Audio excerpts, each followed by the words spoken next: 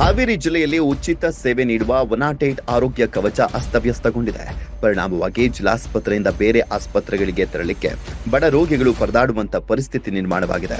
ರೋಗಿಗಳಿಗೆ ಬೇಗನೆ ಚಿಕಿತ್ಸೆ ಬೇಕಾಗಿರುತ್ತದೆ, ಆದರೆ ಚಿಕಿತ್ಸೆಗೆ ಬೇರೆ ಆಸ್ಪತ್ರೆಗೆ ಹೋಗ್ಲಿಕ್ಕೆ ಆಂಬ್ಯುಲೆನ್ಸ್ಗಳು ಸಿಗುವುದಿಲ್ಲ. 108ಗೆ ಕರೆ ಮಾಡಿದ್ರೆ 1 ಗಂಟೆ, 2 ಗಂಟೆ, 3 ಗಂಟೆವರೆಗೂ ರೋಗಿಗಳು ಕಾಯಬೇಕಾಗುತ್ತೆ. ಜಿಲ್ಲೆಯಲ್ಲಿ 24ರಲ್ಲಿ 6 ಆಂಬ್ಯುಲೆನ್ಸ್ಗಳು ಮಾತ್ರ ಕಾರ್ಯನಿರ್ವಹಿಸ್ತಾ ಇದ್ದಾವೆ. ಉಳಿದ ಆಂಬ್ಯುಲೆನ್ಸ್ಗಳು ಗ್ಯಾರೇಜ್ ಸೇರಿವೆ. ಈ ರೀತಿ ಆದ್ರೆ ಬಡ ರೋಗಿಗಳ ಪಾಡೇನು ಅಂತ ಪ್ರಶ್ನೆಯನ್ನ ಮಾಡ್ತಾ ಇದ್ದಾರೆ ಸಾರ್ವಜನಿಕರು. ಪರಿಣಿತ ವೈದ್ಯರ ತಂಡ, ಅತ್ಯಾಧುನಿಕ ಚಿಕಿತ್ಸೆ ತಡವಾಗಿಲ್ಲ. ಇಂದೇ ಕರೆ ಮಾಡಿ.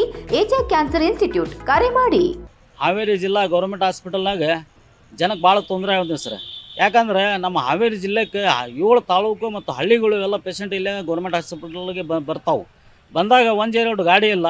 ನಾನು ಎಷ್ಟೋ ಸಲ ನಿಮಗೆ ಮೀಡಿಯಾವ್ರು ಎಲ್ಲ ಮಾಧ್ಯಮ ಅವರು ಎಲ್ಲರೂ ಎಷ್ಟೋ ಸಲ ಇದು ಮಾಡಿದ್ರು ಅಂದ್ರೆ ಇನ್ನೂ ಮಟನ ಅದ್ರ ಬಗ್ಗೆ ಏನು ಕ್ರಮ ತೊಗೊಳಾಗ್ತಿಲ್ಲ.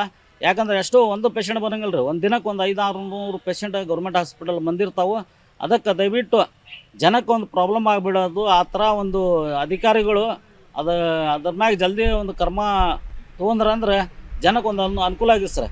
ಈಗ ಪುನಃ ಅದು ವಾಪಸ್ ಆ ಸ್ಟೇಜಿಗೆ ಬರ್ತದೆ ಸರ್. ಸ್ವಲ್ಪ ಅವರು ಎಕ್ಸಿಟ್ ಇದರಲ್ಲಿ ಇದ್ದಿದ್ದರಿಂದ ನೆಗ್ಲೆನ್ಸ್ ಅವ್ರ ಕಡೆಯಿಂದ ಇತ್ತು ಅನ್ಸುತ್ತೆ.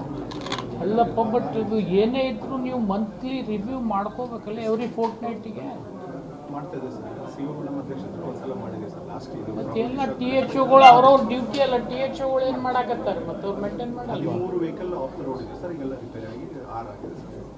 ನೋಡಪ್ಪ, ನೀನು ಅವರು ಹೇಳೋದಕ್ಕೆ ವ್ಯತ್ಯಾಸ ಭಾಳ ಇದೆ.